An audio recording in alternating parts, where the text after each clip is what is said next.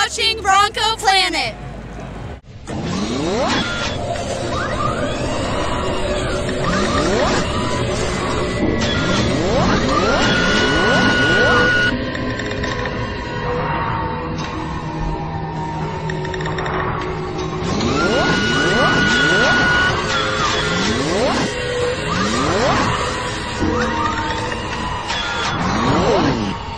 Well, howdy there, Bronco fans. We have a preseason edition of Bronco Planet. We got Chris in the house. Danny's out driving cars and messing around.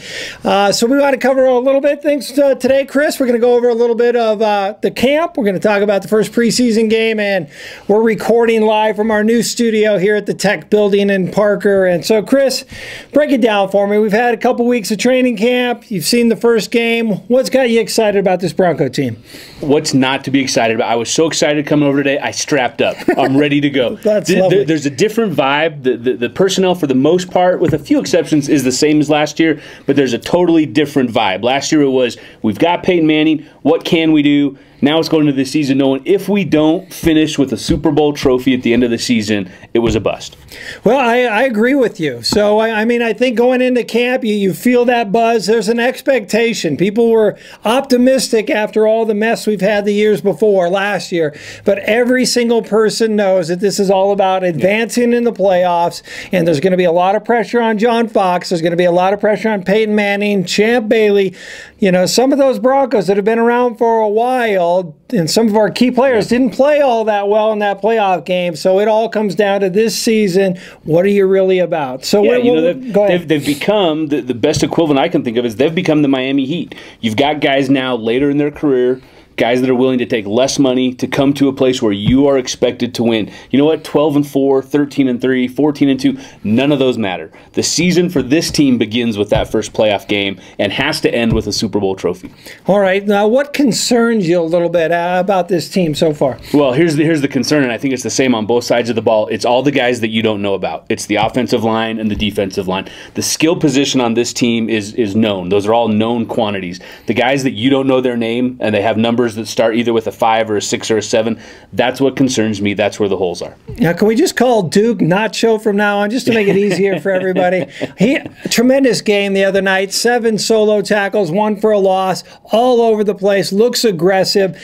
So excited to see Duke, and it just carried over. Everybody that's been to camp knew that Duke was looking really good, get a lot of reps with the first team, and then he comes out and delivers. Yeah, and you also had, Sean Phillips at the touchdown, and Stuart Bradley looked good with the couple series that he had at the inside linebacker. Really, they look to shore up every position. Maybe the running back, there's still some moving pieces there, but on the edge on offense, they're as talented as any team in the NFL. Under center, they're as talented as any team in the NFL. The secondary, right, we all think about that play against the Ravens, when in actuality the defense last year was pretty good. No, Top absolutely. 5 scoring defense in the league. Losing Elvis Dumerville, especially the way they lost him, really hurts. The two lines, this team will go as far in the playoffs as those two lines can take them. All right, here's what I wanted to comment about the game the other night, all right? So first of all, carrying on that defense tradition that you're talking about, great defense, 4 turnovers, obviously a big plus in the game. Excited to see Nate Irving lay down a hard hit. And Bradley, I was impressed against the run, but didn't cover the tight end too good. And anybody who's watched our show knows that Bronco linebackers covering tight ends has not worked out well for him. So that spooked me a little bit. You get past that initial great line that we have, you start getting the backups. I don't like any of them, to be honest with you. I think that we're at risk there. And if we had extra dollars, which I believe there's $8-10 million left on the cap, for gosh sakes, go sign a couple more linemen, because the backup linemen didn't look good in practice so far, and they have not looked good in the first preseason game. Yeah, I mean that's that both offensively and defensively. My real concern with a guy as cerebral as Peyton Manning is, you can't have a center that's not able to adjust and adapt on the fly the way he is. To me, God bless him, but Manny Ramirez is still a right fielder for the Red Sox when I think Manny Ramirez. So now that we're bringing guys in from retirement, and can this guy be a center, and can this guy be a center? That's a realistic concern. Yeah, it shows the desperation, if you will. Not that those guys are bad guys, but the fact that you're out there getting so many of them. You can say what you want about Manny Ramirez. We all know he got burned repeatedly last year, and in the first preseason game, gets beat, gets a holding call. So right back where we're started. So Julius Thomas, I think, on the offensive side, and C.J. Anderson were the big two stars for the Broncos offense, and then obviously the host of all the great players you were talking about earlier. I'm not too worried about the Broncos and what the Peyton Manning can do. Just concerned about that line. Yeah, and you brought up Julius Thomas, who's looked great in the preseason. You start to wonder, is one of those veteran tight ends at risk of being let go between Dreesen and Tammy? And Dreesen, I think, is viewed as the best complete package of the tight end. Tammy has that obvious relationship with Peyton Manning. And Julius Thomas obviously now is that third guy, if not higher. And then you start to wonder, a guy like Virgil Green, what does that mean for him? Well, somebody's got to go, right? Yeah. The numbers aren't adding up. And a talented receiver is going to be gone, a talented running back is going to be gone, and a talented tight end. There's just the numbers don't add up. So some tough decisions coming for John Fox and the boys. And we had a tough decision this week, but before we go to what that decision was, you know what time it is, Chris? It can be. It is. Prize Monkey time.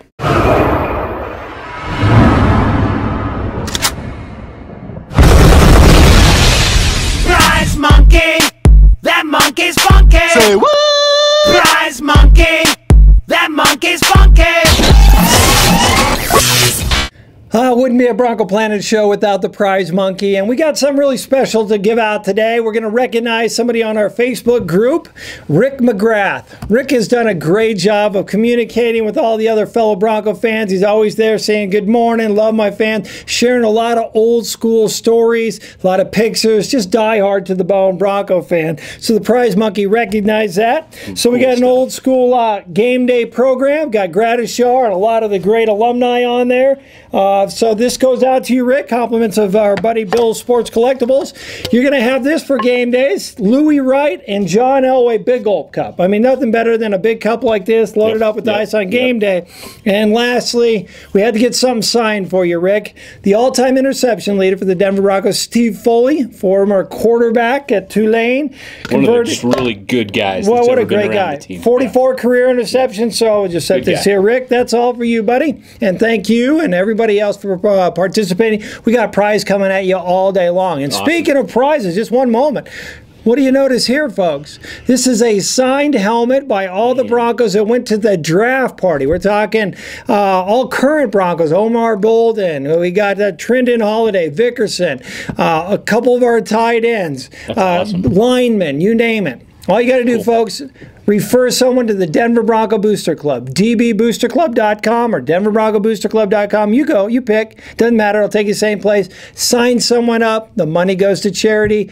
You do it in August, you got a chance to win that helmet, folks. So refer someone, give back to the community, and Bronco Planet gives back to you. Compliments of our buddies over there at the Booster Club. So anyway, Chris, Broncos got a couple games left. What do we have to do in the next few weeks to get ready for showtime against the Ravens? Yeah, I think it's nothing out of beyond what we've talked about. The one thing we haven't touched on is the biggest offseason acquisition probably in the NFL was Wes Welker coming over. We're He's curious. Pretty good, right? It won't be until that third preseason game where the starters will typically go into the second half, where we really get a feel for what the dynamic is. Given the history of both he and Peyton Manning, you got to feel good. About that matchup. And then I think, there's got to be a fourth wide receiver that steps up.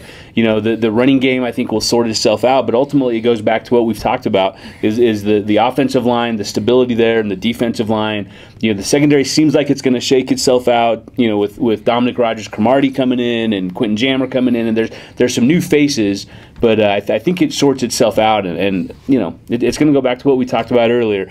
Do you win the Super Bowl at the end of the season? We will win that Super Bowl. We better win that Super Bowl. The potential is there for sure. Absolutely. The talent is there. Can they execute?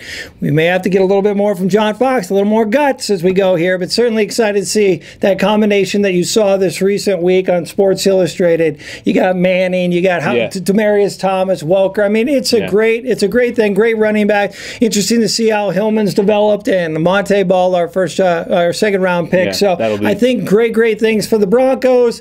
A little concern to me on the linebackers still, as both Nate Irving and Stuart Bradley kind of figure out who's going to go there, and then waiting to see, on pins and needles, what happens with Von Miller here this coming week. And you know what's going to be really interesting, Shad, is the way this draft shakes out. If Monte Ball becomes that starter, if Sylvester Williams stays healthy and has a productive season, pair that up with what they did last year and the year before, and suddenly Elway is one of the better executives in this league.